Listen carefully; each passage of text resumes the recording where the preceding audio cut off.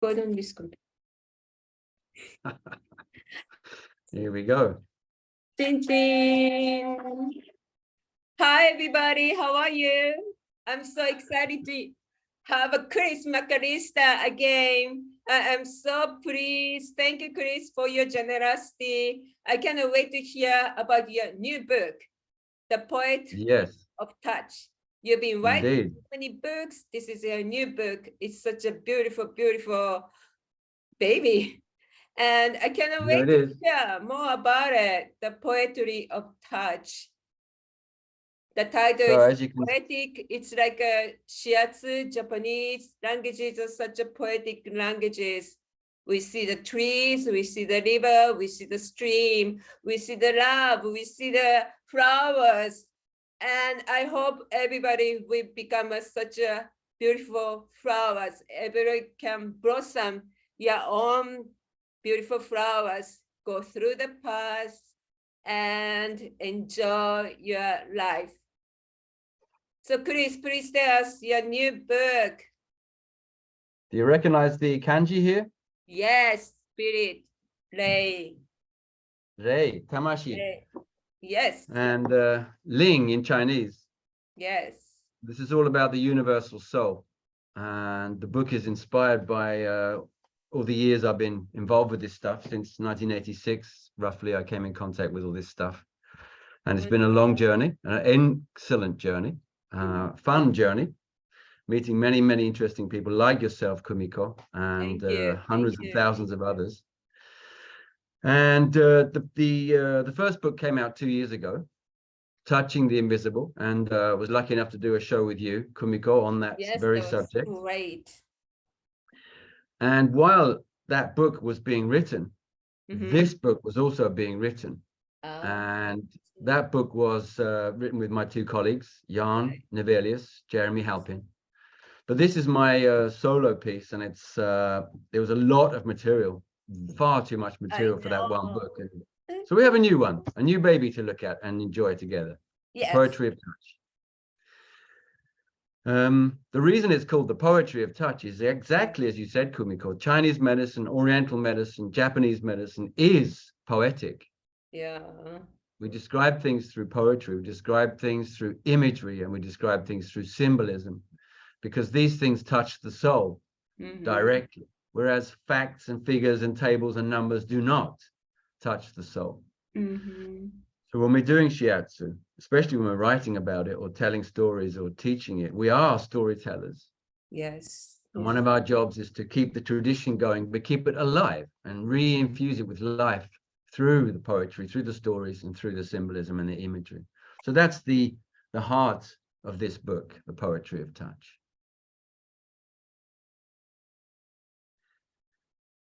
The journey that it's taken is from my very, very first article that I wrote. And I wrote that article purely for my patients and my students. So they would begin to understand the themes I was talking about while I was doing treatments and while I was teaching them. And one article followed another and another and another. And then I kept writing, and I was receiving encouragement from people who were reading these articles and enjoying them and able to understand them. And that's the way I write, for anybody to understand it. So, Kumiko, it doesn't matter if you've been doing Shiatsu for 30 years or you've never heard of Shiatsu. You should be able to read my texts. Definitely. We are human beings. We have a soul. We have a spirit. Whenever you meet another human being, you feel their soul. You feel, ooh, it's exciting. Exactly. So this is the nature of the book. And hopefully anybody, absolutely anybody, can pick it up and read it. And this book it's pretty chunky. It's pretty big. It's like 350 pages and it's huge. So it'll keep you busy for a while, and you can just open it anywhere and read something and then just put the book down and just think about that for a few minutes and then come back to the book another time and read another section. It doesn't have to be read from the beginning to the end. It can be read from the end to the beginning or just randomly anywhere. You can just open the page and then you meditate and you feel vibration for the day, and then you go through any challenges you may facing, or you may having a great time, great day. It's anything, you can enjoy. Challenges also is a life, and we need to go through. And it's a beautiful thing. We can always overcome. We can make something good from the challenges and difficulties, pains. It's a beautiful thing. Yeah. Challenge is a major part of our life, and to try and learn the lessons of what the challenge is trying to teach us is very, very important. So, as you said, this book can be used like any material as a kind of divination material. You can just open it at random, see what the book says, and then from there, maybe you can think of a new solution or a new angle or a new perspective on the situation at hand or the challenge that's facing you. So that's definitely one of the reasons I wrote the book. And there's an entire chapter devoted to the I Ching, the divination oracle. So that's one of the foundations of Oriental medicine, as far as I'm concerned. So there's a whole chapter on that and the dynamics of yin yang, among many, many other things. So what we have here is a collection of pieces of material which I wrote completely random on different subjects without any order at all. But then at a certain point, I realized that I had enough material to write a book, to put a book together. But the material was disorganized. It was all over the place. There was no structure. So I asked a friend if he could help me with this. And he said, sure, I can help you with that. So I sent him some of the chapters. And he sent them back to me and said, yeah, that's really good material. I'm sure you have a great book there. But it didn't really help me at all. It didn't give me any help, except a little bit of encouragement. But that night, Yumiko, I went to sleep. And I woke up in the middle of the night. And what passed before my eyes was the structure of this book as it became to be. So it gave me section by section, the whole structure of the entire book, plus a whole lot of other stuff that I was doing at the time. So I wrote it down in the middle of the night. And then in the morning, I took the list which I'd written of all the sections. And then I looked at all the chapters that I had, all the sections, all the articles that I had, and I put them one by one into the sections. And every single chapter fitted into a section. So I realized that I had a whole book there, but I also realized I had gaps. I had things that I needed to fill in. So I started to write new chapters for the book, and that process went on for another 3 to 4 years. And then during all the lockdowns and all the closures and all the restrictions, I managed to get some help and finish writing the book with some very devoted people. And I want to mention a couple of them. Noah Granot in Israel, who helped me a lot with this. And then later on, Barbara Drieskens, a Belgian lady living in Lebanon, who also helped me a lot with fine-tuning the content. Other people have helped me, of course, along the way. Many people, friends, students, colleagues. And I was lucky enough to get some very, very nice reviews from Stephen Brown, Mike Mandel, and Mikhail Mamishvili. So it feels like the book has got many blessings on its journey so far. One of the central parts of this book is this aspect of Ling. That character there, Kumiko is very familiar with it, but a lot of Western people won't be familiar with it. I'd like to just spend some time looking through the character and breaking it down a little bit so people can understand what it means and why it means what it means. Tamashi or Rei in Japanese, but Ling in Chinese. And it turns out there are 5 points on the body with the name Ling in them. And in a few moments, I'd like to do some practice with you around those 5 points, a certain Qigong meditation form that came to me about a year and a half ago, using these points on the body and the power of the Ling. So if we look at the character, Kumiko will be able to join me in the analysis of this chapter. We have an upper part of the character here, which means coming from heaven. We use it for rain, we use it for snow, we use it for mist, we use it for lightning. Anything that comes from heaven, this part here at the top is involved. The part in the middle, the 3 boxes there, they could be gifts. They could be entryways or exitways. They could also be mouths open in awe. The lower part means the shaman. That's Wu in Chinese. So we have the shaman, and above the shaman are these gifts from heaven, or the awe of the miracles from coming from heaven, and the communication going up and down to heaven through earth, through the body, through the vehicle, through the mind and the spirit of the shaman, giving these gifts to mankind, but also offering gifts to heaven. So this character, the universal soul, it's bigger than the private soul. It's bigger than the Shen, which we talk about, Shin in Japanese. It's bigger than that. It's more universal, and we share it with each other. We share it with nature, with the rocks and the trees, with the mountains and valleys. So this character here has become a really important one for me in the last few years, the last, say, 8, 9 years. A couple of my students alerted me to this, and I started to look at it. And as I started to look, I didn't find very much. There's not very much written on this subject in the literature. And even on the internet, there's hardly anything. But I found what was there. And I started to do my own investigations. And I started to use these 5 points. There's only 5 points on the body. And they are on the back, on the governor vessel 10, Ling Tai. On the top of the head, the gallbladder 18, Cheng Ling. On the chest here, kidney 24, which is Ling Shu. I'll explain the meanings of these characters later on. And on the arm, we have heart 4, heart 2, and heart 4. This is Qing Ling, the blue-green Ling, and this is Ling Dao, the way of Ling. So these 5 points are the only ones that have Ling in their name, the only ones you can find as far as I can work out. And I started to use them in treatments, and some really interesting things started to happen immediately. And I'd like to read to you from the book a little bit about the Ling experience. And it's almost the last chapter of the book. And I'd like to read you a few case studies, not case studies, I call them people stories, about what happened when I started to use these points in practice. So I've changed the names of all the people, of course, for anonymity, so that we don't get any confusion here.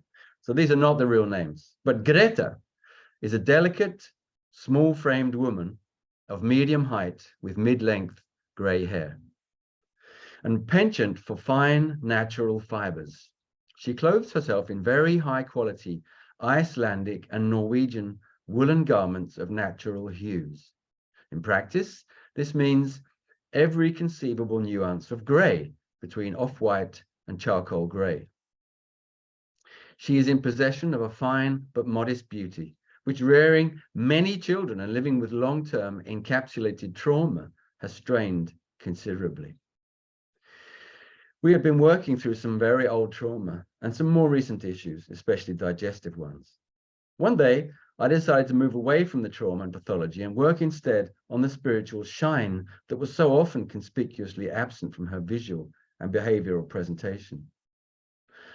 I informed her that I was using some points that operated on a fine spiritual level, since she had displayed a keen interest for the field and even attended a short course I had given on Oriental medicine. When she returned 2 weeks later, I asked her what effect she had noticed from our use of the Ling points. She shrugged and said that she had not noticed anything special. Slightly disappointed, I put that down to experience and carried on with the session at hand. Afterwards, as she was preparing to leave, I happened to see her putting on her coat. I performed a double take as I took in the garment she was donning, a gleaming white reindeer skin coat with a shine that was all new. I asked her about it, and she told me it was a coat she had ordered some time ago from a select tailor in the small and expensive streets of old Stockholm. This handmade coat was so beautiful and finely crafted as to literally stop your breath. It certainly stopped mine. Every detail was of the highest class and quality, and of course, it was made to measure. I asked her how come I'd never seen her wearing it before, and her response told me all I needed to know about the effect of the Ling treatment. Well, up to now, I'd never thought I was worth wearing it. So you see how much Ling increases the value of the person, their own self-worth. Gregor is a large man of retirement age, well-built, artistic, but what we might call the silent type. We talked about some of the difficult periods of his earlier life, and I received the impression he was still at a stage where he wanted to resolve some of the outstanding issues and re-assimilate what might be regained from them. He made it abundantly clear that he was not interested in any physical issues or symptoms. I found myself using the 5 Ling points and afterwards awaited, somewhat nervously, his opinion on their effect. To my astonishment, he recounted that he had found himself sitting at the bottom of the sea, observing images of his younger self from certain eras of trauma and difficulty. He smiled and looked contented with the result. I used these exact same points on 2 further occasions, and the effects were no less than miraculous. On the first occasion, he reported flying around in his childhood hometown. He was able to hover and stop at will to inspect certain things more closely, and laughingly described mundane situations in which women were talking inside a shop he used to frequent. The women were not aware of his presence, but he could clearly hear every word they were saying. Time had stood still in the sense that these people and things were exactly as he remembered them from his childhood. On the second occasion, it became apparent that part 1 was merely a prelude, a preparation of sorts for the real deal. He found himself this time in the workshop his grandfather used to run in his same hometown. This had been his favorite place to hang out as a child, since home was a lot less fun for various reasons: mental ill health, relationship issues, etc. He went on to explain that the shop was his haven, that he felt very close to and comfortable with his grandfather. Unfortunately, his grandfather died. Gregor was held back from the funeral by his parents, who deemed it unfitting for a child to attend, and who was thus unwittingly denied their son a precious occasion for emotional closure. This seemed to have left a kind of open wound, which Gregor readily acknowledged. He described the last photograph taken of them together, grandson on grandfather's knee, both holding soda bottles and smiling, raising a toast for the camera. He even sent me a copy of the photo, and it was abundantly clear that this had been a close, warm, and trusting relationship. Sadly, it was also one that lacked a satisfying conclusion. That is, until the Ling intervened. Natasha is a middle-aged woman with frankly admitted psychic powers and a caring nature. Also a healer, she came in for treatments quite regularly, since her belief was that a healer also needed healing. Treatments were often focused on the physical plane due to chronic pain experienced in traumatized knees and spreading throughout her body, at times almost uncontrollably. However, since her spiritual nature was so present and vivid, results were invariably experienced on various etheric planes. I used the 5 Ling points on one occasion, and she reported afterwards that her maternal great-grandparents had paid her a visit during the treatment. She had never even met these people in real life, but since they explained so clearly who they were and had access to detailed and privileged information regarding the generations in between them, she was confident that they were who they claimed to be. The reason for their visit was to deliver greetings and reports of well-being from Natasha's maternal grandmother. All was well, was the apparent gist of their message. The backstory was that her grandmother had always been bitter, unloving, and uncommunicative. That is, until one day when 3 generations of women had found themselves in the mother's kitchen, baking for a family gathering. For no apparent reason, the grandmother had opened her hardened shell and interacted in a warm, loving, and verbal fashion. This had gone some way to resolving the tensions felt by both mother and granddaughter. The great-grandparents were, it seems, also here to deliver some background information. It appears that they were rich and well-connected people, and their daughter had been born into an upper-class family of some wealth and privilege. Unfortunately, they both died suddenly while the daughter was still young. Orphanhood aside, this had the further unfortunate effect of propelling her out of her privilege and into extreme hardship and a life of service and manual labor, for which she was ill prepared. The bitterness she was overcome by did not begin to resolve itself until that day in her own daughter's kitchen. And although this had certainly eased tensions to some degree, it had not cleared up the mystery behind the years of insular bitterness. Fortunately, Ling is able to provide such explanations. These tales of Ling and the transformative power it seems to possess are fantastic enough, but the stories that follow are perhaps even more expansive and intriguing. Ivan is a young man of exceptional brightness and talent.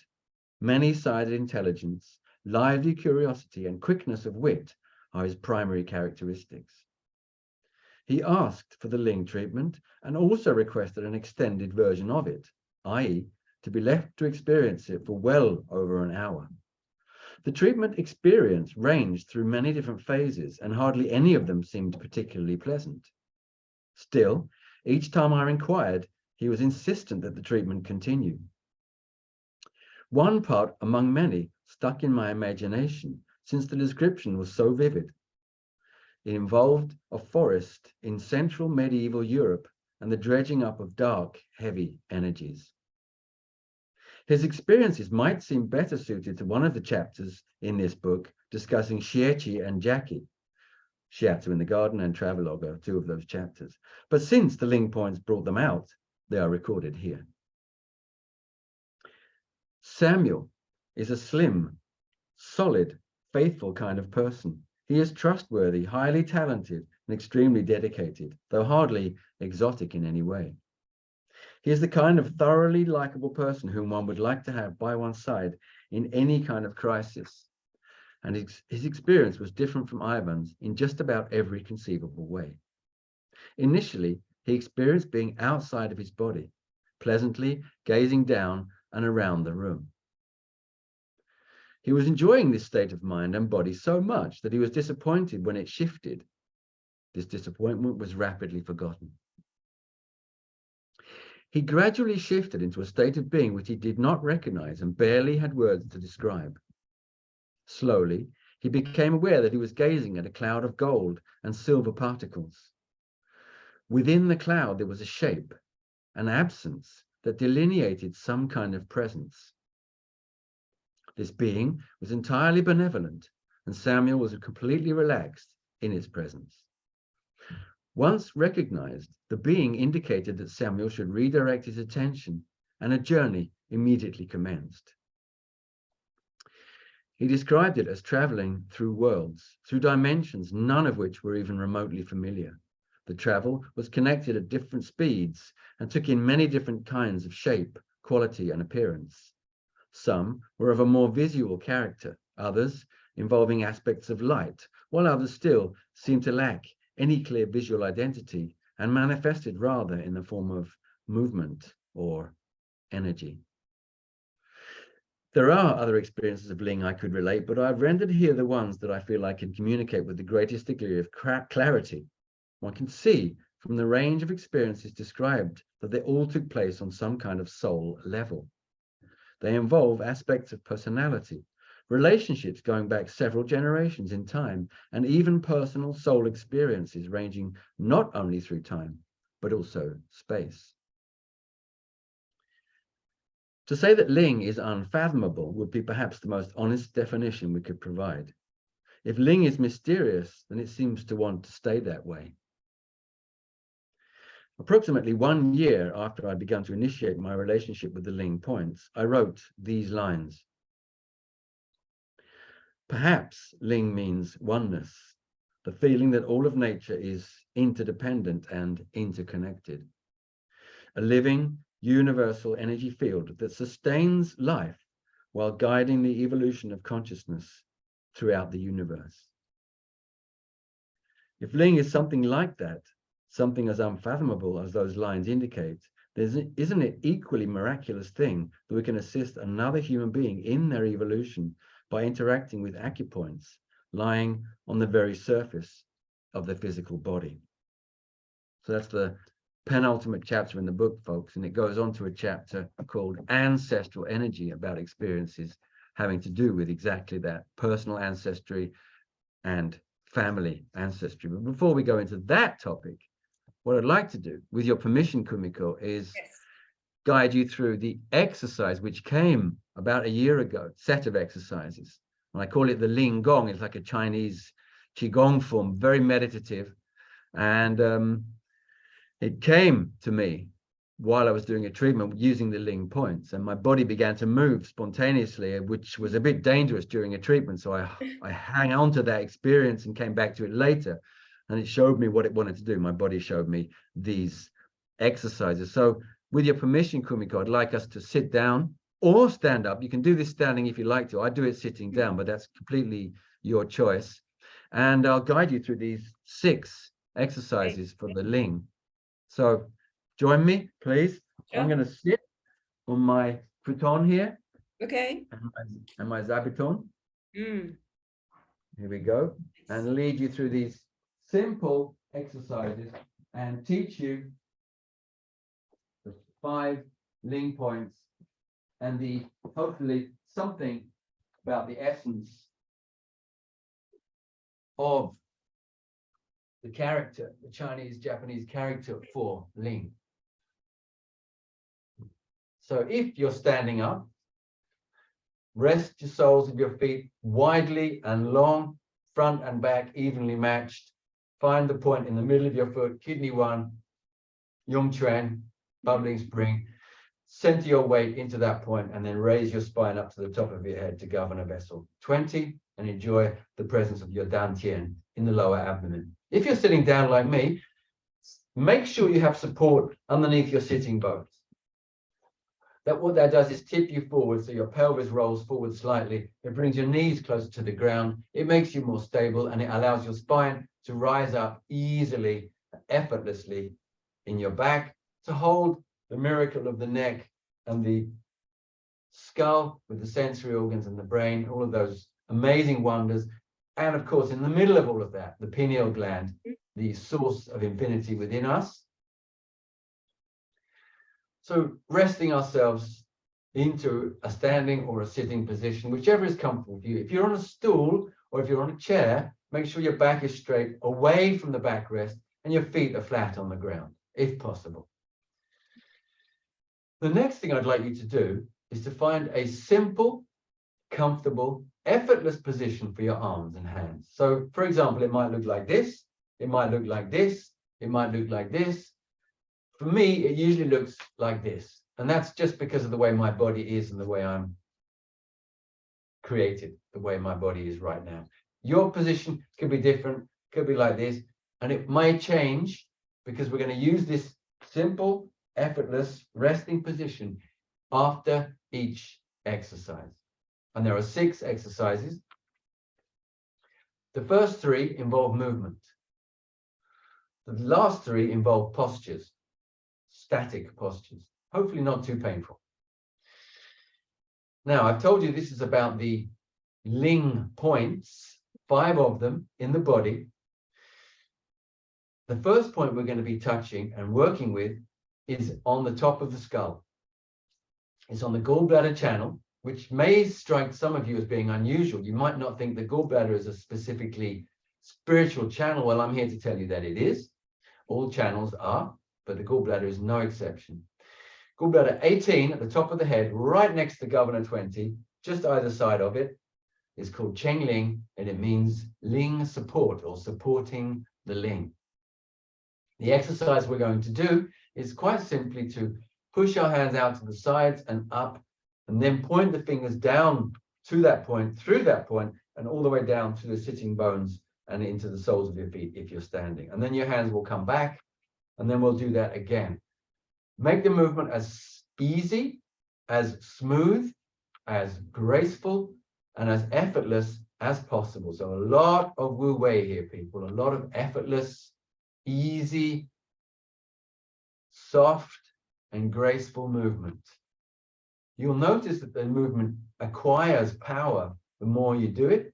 So that's part of the exercise, of course, but we don't put any force into it, just the amount of energy needed to get your fingertips to the top, above those 2 points, and then allow your arms to relax back down again, and then just push them out to the sides, and they come up of them by themselves into that spot and down.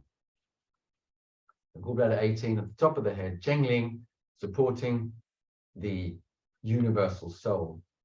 Some people call it the numinous, which is a difficult word to really grasp, but it's an excellent word because it sounds so wonderful. It's very suggestive and it's very poetic in that sense. So it's a great word, numinous. Look it up. It's a great word. How many times do we do this, you might be asking? Well, as many as you like. A lot of people have told me that these exercises are good for the shoulders. Well, that's just purely accidental. I had no idea there was going to be any benefit to any anatomical part of the body when I found these, or they found me. For me, they don't really have all that much of a physical effect, much more of a soul energy effect. After a while, I kind of get the feeling I've done enough of that. So I just rest my arms back in my comfortable position. So you just choose your position. This is mine. Yours can look a bit different, or it could be exactly the same. It doesn't have to be symmetrical, by the way. If you want one hand up, one hand down, any of these positions, fantastic. Just as long as it costs you nothing, no effort, no energy, just relaxed. And we feel the effect of that first exercise, working with gallbladder 18, Chengling, supporting the Li.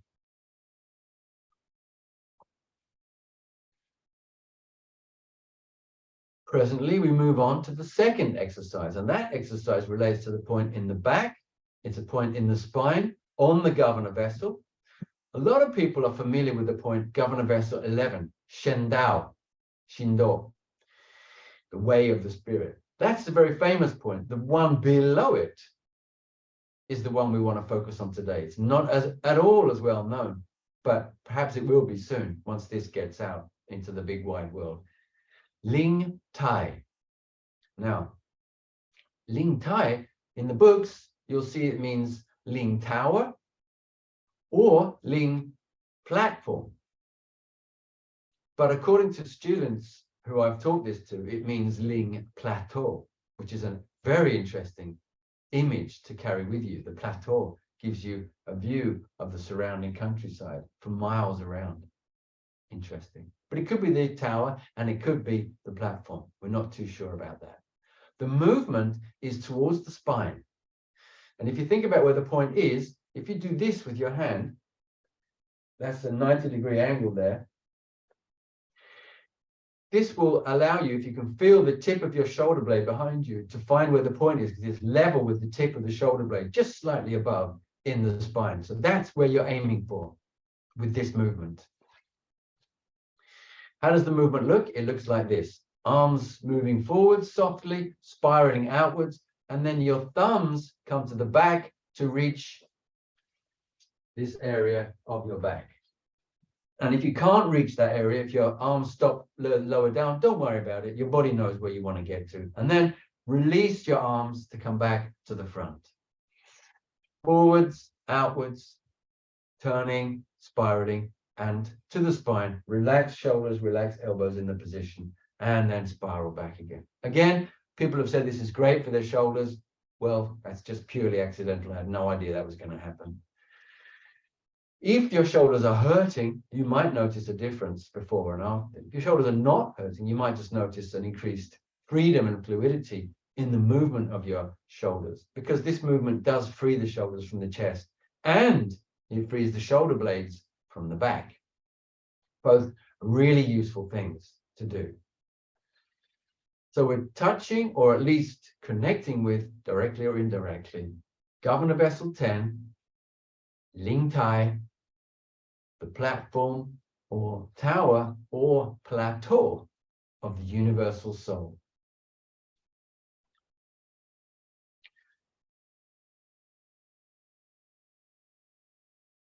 If you're thinking about your breath, well, that's because your breath is reminding you that it's part of what's going on. It wants to be a big part of what's going on. And what will happen is, if you allow it to do so, your breath will synchronize with these movements and then empower the movements.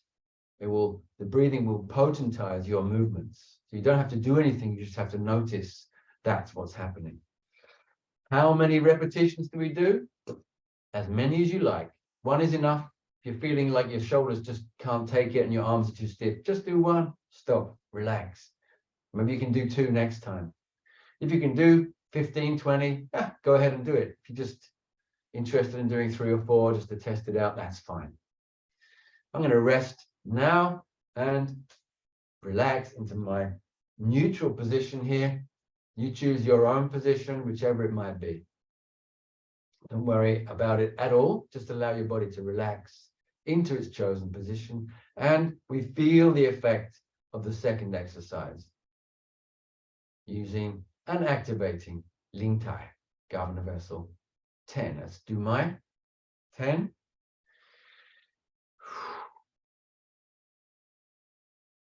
Naturally, there are all kinds of physiological effects of these exercises. You're affecting the lungs, you're affecting the heart, pericardium, shoulders, arms, chest, back. There's all sorts of things going on the spine, of course. Excuse me, Chris. Yes.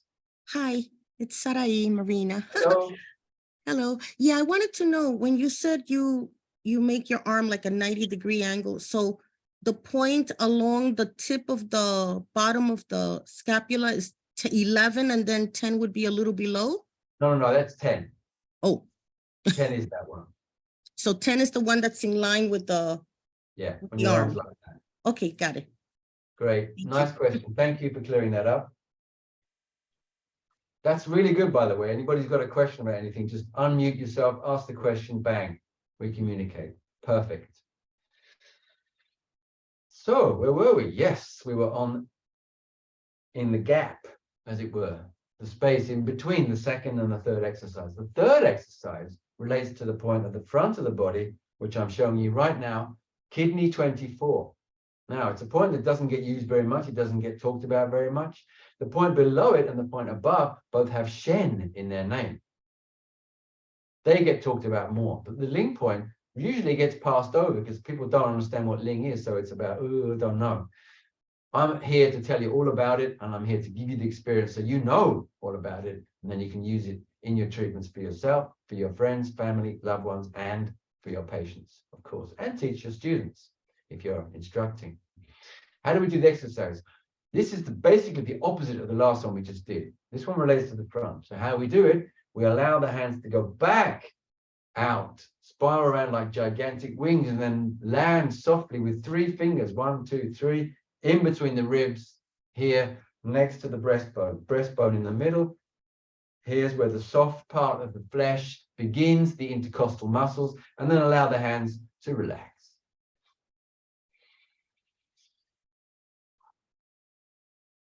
Imagine a bird of majestic stature sweeping its wings easily and smoothly in the air, rising, flying, soaring, and that brings you into contact with your Ling and Shen points, of course, but we're mainly interested in the Ling point here, kidney 24, Ling Shu. Now, Shu is a word that means several different things, and in the books, you'll see it translated usually as burial mound. Well, that has a certain amount of interest if you're trying to resurrect somebody's spirit, somebody who feels dead to the world or dead to themselves. That's a very interesting image, isn't it? But for me, it doesn't mean that necessarily. It means ceremonial mound. On the ceremonial mound, we perform ceremonies, we perform rituals, we connect with the universal soul, with the universal spirit. That, for me, is much more the meaning of this point. It doesn't negate the pathological meaning, but it certainly opens up to a much, much wider avenue of meanings and dimensions.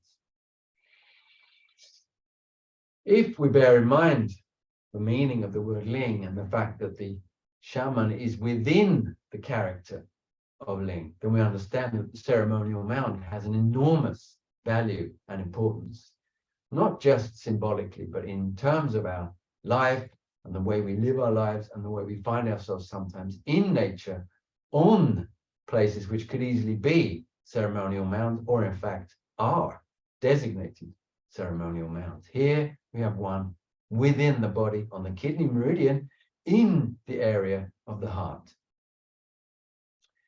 The kidney meridian represents the essence of the physical existence. The heart meridian represents the essence of the spiritual existence. They meet in what is called Tai Yin, the internal yin, the core yin. And this area here in the center of the chest is their nodal zone, where the energies are most potent, most concentrated. And here we activate Ling Shu, Ling, symbolic, ceremonial, hill or mound. How many repetitions? As many as you like. Now your shoulders have been activated in several different ways. Relax, please, completely. Allow your arms to be heavy. Allow your hands to relax in a completely neutral position. Allow yourself to feel and reap the benefits of that third exercise, added to the second and the first exercises. Of course, this is a cumulative experience.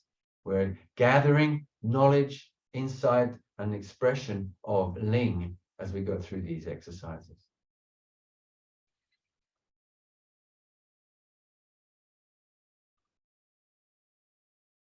At the beginning of the series, I mentioned that 3 of the exercises, the first 3, involve movement, and you've seen those movements, you've tested them, you've tried them, hopefully you've learned them more or less now.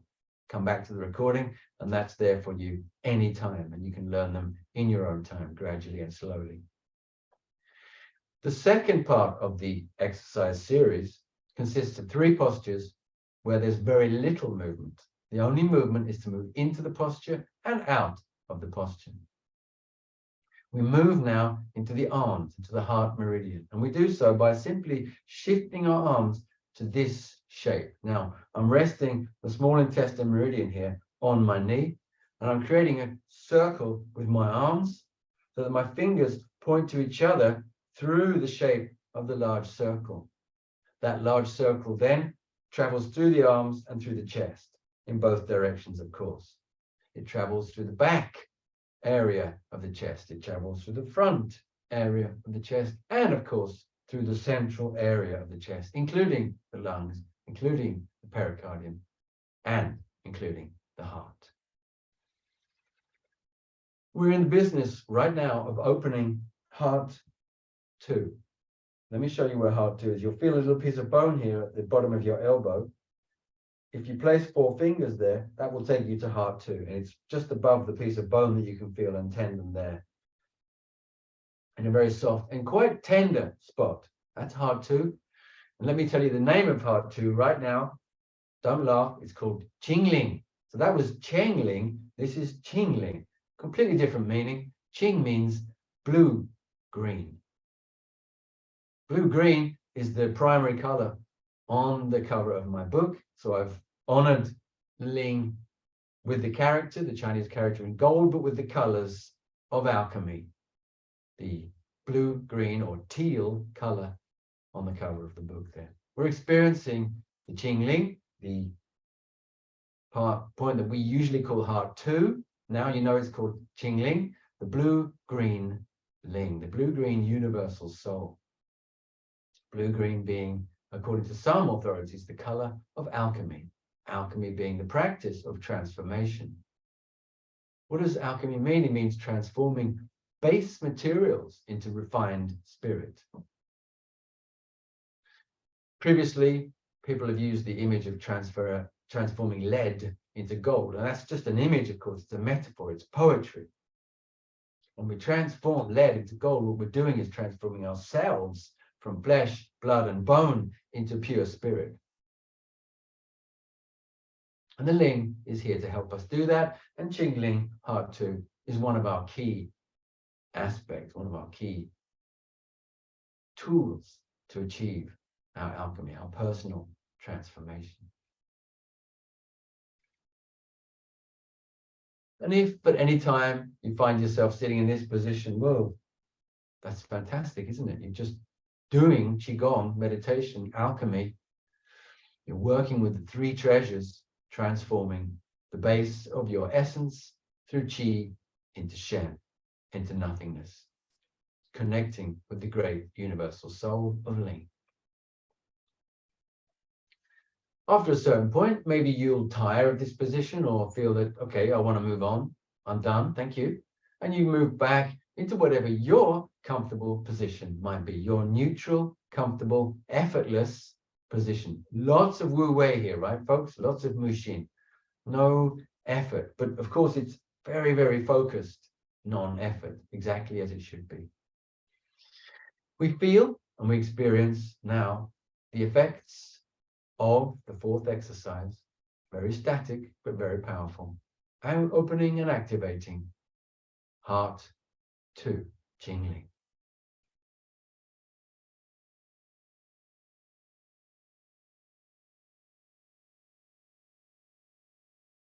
This period in between the exercises, sit for as long as you're comfortable. There's no need to rush, but you don't have to sit forever. 1 or 2 breaths is enough. If you're feeling like you don't have much time, you're in a hurry, you want to get on to the next exercise, whatever. So there's no time limit either way. As fast as you like, as slow as you like. There's no limits when it comes to Ling, right? Our 5th position, we begin to open the 5th and final Ling point, and it's called Ling Dao, and it's heart 4, and you'll find it near your wrist. So you all know probably that heart 7 is on the wrist itself, right next to that little tendon and in the wrist crease. That's heart 7. Now you're going to go heart 6, heart 5, heart 4. So it's 1.5 sun from heart 7, heart 4. Ling Dao, the way of Ling. How do we open it? We simply turn the arms forwards and down. And as we do so, again, we create this gigantic circle that goes through the fingers in both directions, through the arms, and through the chest. Back side through the back muscles, under the shoulder blades, through the spine. Front side through the chest muscles, through the breasts in ladies, through the center of the chest. That means through the lungs, through the pericardium, the heart sac, and through the heart itself. Touching the emperor heart Shen energy. So here we combine the Ling with the Shen. Our personal spirit unites with the universal soul.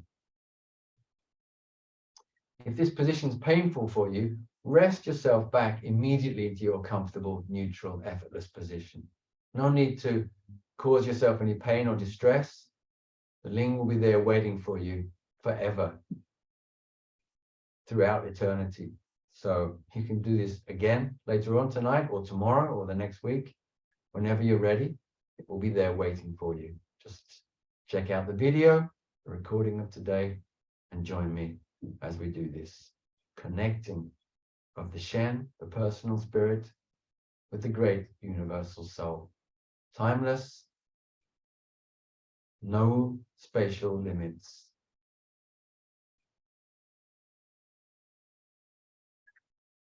My breath tells me to finish right there.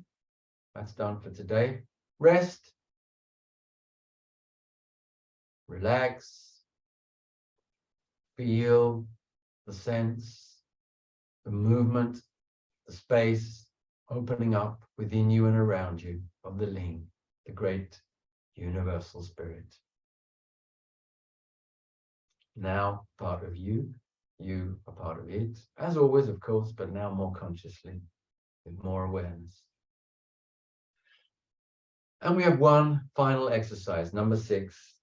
And for this one, again, it's a static posture. And again, if the posture is painful for you in any way, just come straight back out of it. Don't worry about staying there and suffering. Come back to your neutral position and wait for us to join you. We raise our arms up, palms up to heaven. My palms are facing the ceiling. Again, creating a gigantic circle going around through the arms, through the hands, through the fingers, but also through the chest area and through the heart. We consider once more the Chinese character, the kanji for tamashi, rei. That means, that's the rei in Reiki, by the way, people, if you hadn't figured that out. And in Chinese, ling. We went through it earlier on. Let's recap. The upper part of the character represents that which comes from heaven. Usually it means thunder or lightning. It means snow or rain. It means mist, anything that comes from heaven, any kind of precipitation or energy emanating from above, from the heavens. The middle part of the character was 3 boxes. Could be 3 gifts, could be entryways or exit ways into other worlds, other dimensions. It could be mouths open in awe as the wonder of the shaman's work is revealed. And of course, the lowest part of the character, the lowest of the 3 parts, is the shaman. That's you right now in your position, relating to heaven with the gifts, with the entry and exit ways, and with your sense of awe and wonder at the miracles of the universe in your very person and everything happening around you, every moment, every day, awake or asleep.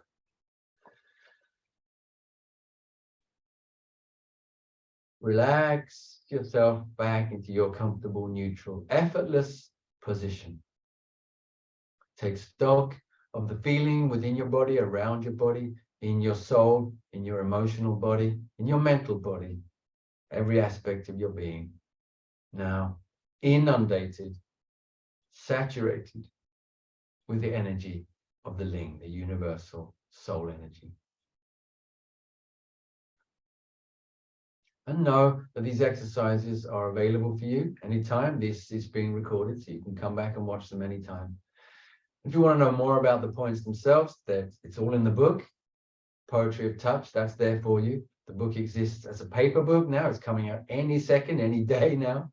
It exists as an ebook, of course, and it also exists as an audio book, spoken by me, my voice, so it's as authentic as it can possibly be. That's available in all the regular stores, all your regular outlets. It's there already. All of this stuff's there available for you. No need to panic or think that, oh, what if? No problem at all. It's all there available for you, waiting for you. Relax now into the moment, into the eternal moment. The moment reaches back in time forever, reaches forwards into every eventuality, every timeline possibly imaginable. Imagine the ones now that you want. Imagine the timeline of maximum freedom, maximum abundance, maximum joy, maximum sharing, abundance in nature, freedom for every human being, every sentient being, past, present, future. Wealth and abundance for every person on the planet.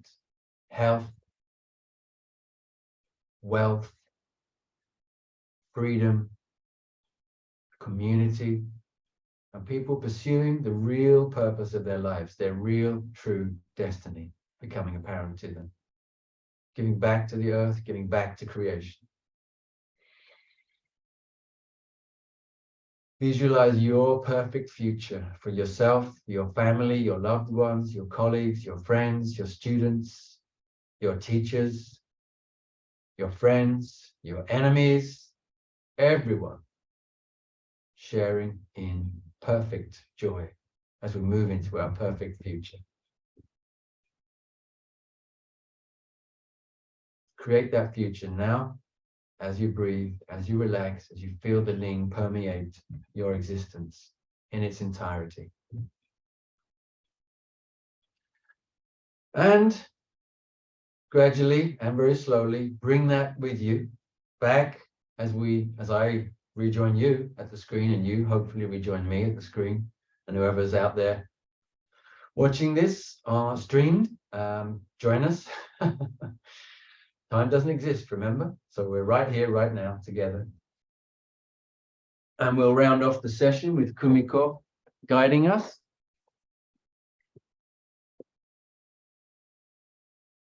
Wow, what a great exercise. Thank you. Is there any questions? Sarah, you okay? Good to see you. Yeah. Likewise, Kumiko, it's been a long Thank time. you. I live in know. Pennsylvania now. Yes, yes. Everybody's away, but we are together. Like Chris said, the energy Yes. is one. I And have a question. yes. Thank you. I'm sorry, Kumiko. Chris, yeah, I wanted to know when you were talking about the points and like in your book, like how you were working on them, when you were working on them, you were actually touching them, right? Or was it not these exercises? It's a little different, right? Like I'm just a little Yeah. bit. So there's two ways. I use acupuncture and shiatsu. So sometimes I actually put needles and sometimes I Oh. touch with my hands, my fingers. Okay, So both but methods. so could one do this on oneself, like just do the acupressure, you know, Yeah, of course. Absolutely. but it wouldn't But be in the a same? sense, that's what the exercises are there to do, to mobilize them even more powerfully. But absolutely, if you want to just touch them as you're lying in bed, or if you're sitting talking to somebody, or if you're lying in a field or on the beach, or just about wherever, lying in your hammock. And you can it's touch them important on to your dogs, on your do them in kids. order, right? You can choose which order, but the order that has been selected for us through these exercises is from the most yang to the most yin. See. So that may have some significance for you.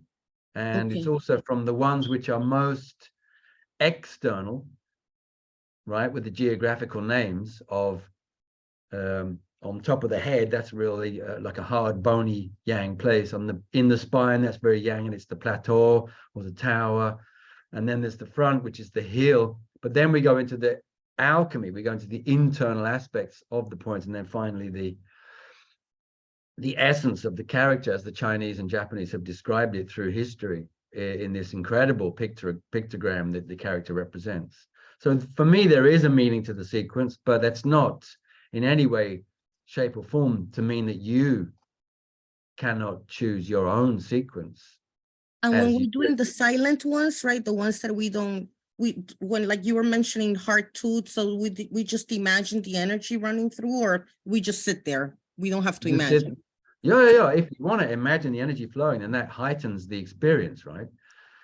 And some people really enjoy that kind of visualization, feeling experience, but some people can't quite grasp it, and it just occupies their mind in a non-helpful way. So for those people, I would recommend just sit.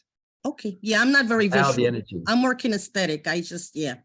I have trouble visualizing. So Well, that's great. Whatever. Really, you choose your way to interact with these things. I give that information for people who like to do visualization, who like to do those kind of things.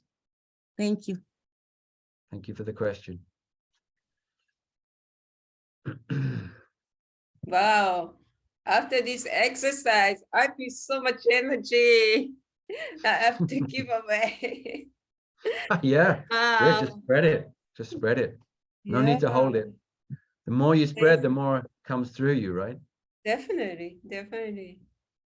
I had a question the other day, Kumiko, from somebody who was asking me, but what's the next stage when you're doing Qigong? What's the next stage? I mean, how do you gather the energy? How do you generate? How do you store the energy? And I said, well, it's not really a question of storing the energy.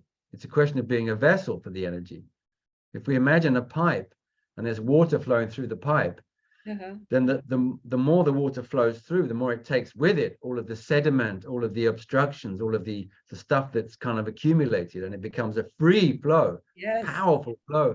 And this is what we become once we do these exercises for enough time. We become that flow, that conduit to everybody else around us. So we don't need to hold it for ourselves. We simply allow it to flow through us more and more freely, more and more powerfully, and then it just shares naturally to everybody we come in contact with. And that means the guy at the gas station, the woman down the corner shop, the person walking their dog, your next door neighbor, even the people who don't even like you or think you're annoying, they get it too. Yeah, we become powerful the more we connect universal energy, and we stand between heaven and earth. The more we become clear, and we become good servant of this planet. By the way, Kumiko, look at the kanji on the roof of my clinic. I see it. Heaven. It means heaven, yeah. Yeah. 10 in Chinese, 10 in Japanese. And underneath my mat, somebody wove the character for earth in Gan in the carpet. So I have heaven and earth underneath and above my patients when practicing. And when I'm practicing on the mat, I have that too. Wonderful. Can I share something? Please, please. Okay, I find it so interesting, like the whole idea that the points are like, I mean, the way I understood what you were saying, it's like they're almost like conduits for the soul, it seems, like They're not just physical points. They're like actually connected to our souls. And I just recently, about a year and a half, started practicing something called Pangu Shingon. And it's very simple. It's it's like a movement sequence, like doing circles and, with your hands. And what was so interesting is that I had only been doing it maybe a week, 2 weeks. And I happened to travel to Peru to see my daddy.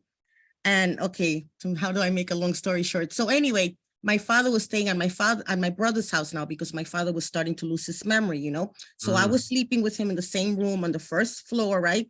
And there's these doors that are like glass doors, right? Now, I remember that first night I slept there, I was like freaked out a little because they kept going. Boy. And it sounded like an earthquake. And I lived in Peru when I was little, and I know what it sounds like when there's going to be an earthquake. And I thought there was a tremor starting. So I told the lady that was there helping to take care of my daddy, I said, is that a tremor? And she says to me, no, it's the wind. It's the wind blowing. I said, really? And I just like tried to calm down. And this kept going on like for 3 days. Every night I would hear boo, boo, boo, boo. And it would still freak me out a little because I have that unconscious memory from when I was little. Sure. So then I think maybe on the 4th or 5th day, I actually taught this lady the Pangu form because it helps you to heal others too. And I thought, well, it could help her and it could help my daddy, So we practiced that night. You know what's so weird? The rattling of the windows stopped. And I practiced every night. Every night I would do them like about 3 or 4 forms. And I noticed the rattling totally stopped. That freaked me out. To me, it seems like maybe it wasn't just the wind. Because what's weird is that I never noticed really any wind. Okay. So I always like, that's weird because I don't feel it's not windy. I mean, my father did live right next to the beach. That house was right next to the ocean, but I never heard any wind. But after the Pangu, it totally stopped. And okay, you might think I'm crazy, okay? But in my heart, I feel like maybe that was spirit activity. It was spirits. And somehow, for some reason, doing this Pangu just stopped it. It was so strange. Like, I mean, you couldn't deny it stopped totally. Anyway. What does Pangu mean? Pangu's the name of God, I believe, in Chinese, according to the man who developed this, Master O Wen Wei. Okay. Pangu's the name of God. Okay. Anyway, look, about wind, wind is part of Chinese medicine, right? It's an aspect, and they usually nowadays regard it just as one of the 5 pernicious influences. But previously in history, wind was synonymous with spirits. They used the word wind because the word spirits began to be a little bit edgy. People weren't comfortable with it because we're supposed to be doing Chinese medicine, with yin and yang and the 12 channels. We're not talking about spirits anymore. We're going back a couple of thousand years here. So there was a change from talking about spirits to talking about wind for a long time, but it meant the same thing. There's a chapter in the book about all of that stuff, all about wind. So wind is a huge subject in Chinese medicine. It's not discussed very often, which is a shame, because when we look at the history of Chinese medicine, we go back far enough, it becomes shamanic.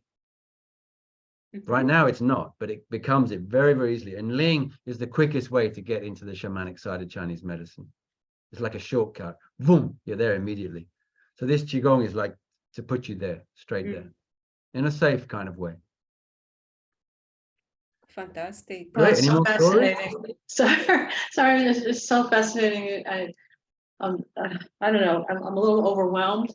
Is this I feel Chinese? very overwhelmed at the Yes, moment. Chinese. Yes, that's me, Chinese. Uh-huh. I'm looking forward to getting your book. I just feel overwhelmed. I don't know what to say. There it is. Okay, great, great. I'm so looking forward to reading that. Yeah, it'll take you a while. It took me 15 years to write it. It'd probably take you a few weeks to get through it. But it's a book, like we were saying before, you can just open it any time and read a couple of pages, and that's enough for a couple of weeks, probably. Great. Thank you. Right. Yeah. Look, to be feeling a little bit overwhelmed is cool, because remember the Ling character, the middle 3, the little boxes there in the middle? Yeah. Yes. That means awe.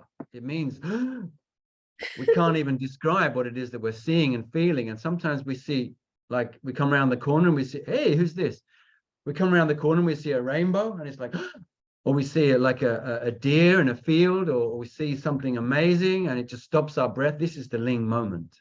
So always grasp those moments, cherish those moments, and then go into those moments. You're inside the ling at that point. Mhm. So it's a really, really great feeling to cultivate. Being, okay, a little bit overwhelmed can be frightening, but just grab the magic of it, the awe of that experience, and go into it, go with it, keep it with you, cherish it, allow it to lighten up your life. Wonderful. Thank you, Chris. I hope. Thank you, Kumiko. Thank you. Thank you. I think you opened the gates, opened the door for everybody. Yeah, let's hope so. Yes, yes. Thank you. This was wonderful. Thank you so much. Thanks, Yeah. Marina. Nice to meet you. Likewise. So everybody, another Marina. yeah. Please enjoy the miracle of life. Right? Yes, indeed. Every day is a miracle we are facing. What a treasure.